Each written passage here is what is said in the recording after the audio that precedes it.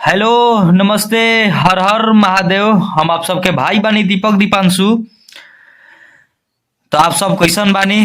हमारा आशा ना पूरा विश्वास कर दो नहीं कि आप लोग सरस्वती माँ के कृपा से आप लोग एकदम ठीक होकम और एकदम आप लोग ठीक रह जाए, मस्त रह जाए, स्वस्थ रह जाए, एकदम ऐसे ही आप लोग होली के काम में व्यस्त रह जाए। तो एकदम जोर शोर से एकदम तैयारी चल रहा बा भैया। तो आज हम लोग सब खातिर ले करके आइल बानी बहुत ही एकदम जबरदस्त गाना बाटे। वायरल, एकदम वायरल होली मैटर बा, रियल में एकदम वायरल होली मैटर बाटे। तर्ज बा मार दे गोली तो फट जाई बादल। गोलू गोल्ड भैया के ट्यून पर, गोलू भैया के ट्यून पर, धुन पर ही गाना हम बनैले बानी। डिबेट सॉन्ग बाटे, वायरल होली मैटर 2025। तर्ज बा मार दे गोली तो फट जाई बादल। वही गाना पर भैया हम ही गाना लिखले बानी, बहुत ही एकदम जबरदस्त होली मैटर बाटे। तो हमारा आशा ना पूरा विश्वास बा कि आप लोग के ई वीडियो, ई गाना मैटर पसंद आई और आप लोग अपने भाई दीपक दीपांशु के और इस चैनल दीपक दीपांशु राइटर जो चैनल बा, इस चैनल का आप सब ढेर सारा भरपूर अपन प्यार और आशीर्वाद देहब जाए।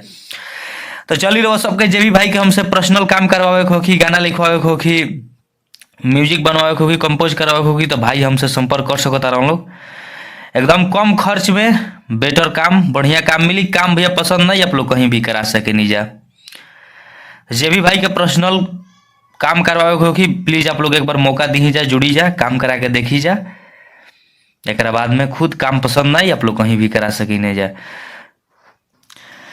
तो चलिए रोज सब के बता दें कि पहले लड़की के लाइन बा, फिर लड़का के लाइन बा, जहाँ दो बार बैठे हुए जी की दो बार आप लोग खुद समझदार बनी जा। तो आप सबके ज्यादा समय, ज्यादा देर ना लेते हुए हम मुखड़ा के डमी करके सुनावता नहीं। लड़की के लाइन बा, लड़की कहतड़ी, कबले तू अब खेले खातिर होली, नीचे बाटे लाल उजर पहले बानी चोली। कबले तू अब खेले खातिर होली, आ नीचे बाटे लाल उजर पहले बानी चोली। कि होत ना बा हमर जवानी ए बाबू, अब हमसे सहने हो। तो लड़का कहताने, लड़का के लाइन में बहुत ही एकदम जबरदस्त प्यारा लाइन बा। लड़का कहताने, अरे कि होली में बिगड़ ओकर गोइल बा रहने हो, माल पूछतिया कैसा चढ़ी पहने हो, तो जानू बताओ किस कलर का पहने हो। तो हमनी के मुखड़ा रहा। अभी एगो वायरल जौन चलता इंस्टाग्राम पर भी ट्रेंड में चलता है कि बताओ ना बाबू कैसा पहने हो। तो उसी उहे वायरल लेकर के, वायरल मैटर लेकर के हम लोग सब खाते एगो होली के गाना बनैले बानी। लड़का लड़की के मैटर बाटे, तो आप लोग खुद कहानी समझ गई लोग। अब तो वह सबकी मुखड़ा कैसा लागल आप लोग कमेंट करके जरूर बताइब जा। और जे भी भाई के पर्सनल गाना लिखवावे को होखी, भाई हमसे संपर्क कर सकता। तो चलिए वह सबको हम फर्स्ट अंतरा की ओर लेकर के चलते नहीं। तो ये हमनी के फर्स्ट अंतरा बाटे, आप लोग एकरा के ध्यान से सुनब जा, एकदम ध्यान से देखब जा, खुद मैटर समझ में आ जाई। लड़का लड़की के मैटर बा, आप लोग खुद समझदार बन जा, समझ भी लोग जा। उ लड़का कहता कि अपन संगतियन से कि माल पूछतिया कैसा चढ़ी पहने हो।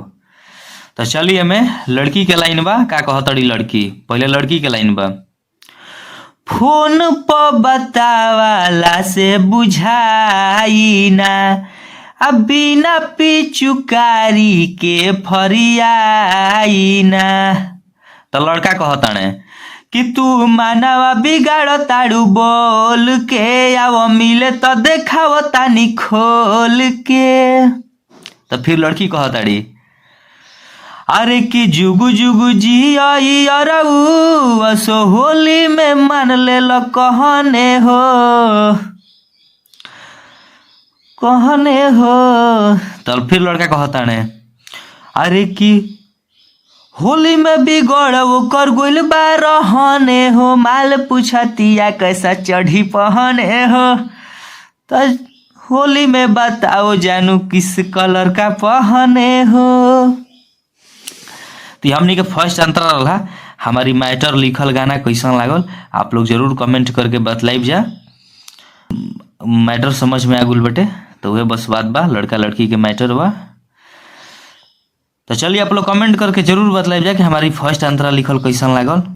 और जे भी भाई कोई वीडियो अच्छा लगे तो प्लीज आप लोग वीडियो के सब्सक्राइब, लाइक, शेयर, कमेंट आप लोग जरूर करब जा भैया। और अपन भाई दीपक दीपांशु पर से प्यार, सपोर्ट, प्यार, आशीर्वाद बनैले रही जाए। और जे भी भाई का हमसे पर्सनल काम करवावे हो कि भाई हमारे कॉल व्हाट्सएप के जरिए संपर्क करके हमसे जुड़ सकत। तो चलिए नेक्स्ट सॉन्ग के लिए टाटा बाय बाय। जय हिंद, जय भारत, जय हो भोजपुरिया समाज, जय माँ सरस्वती।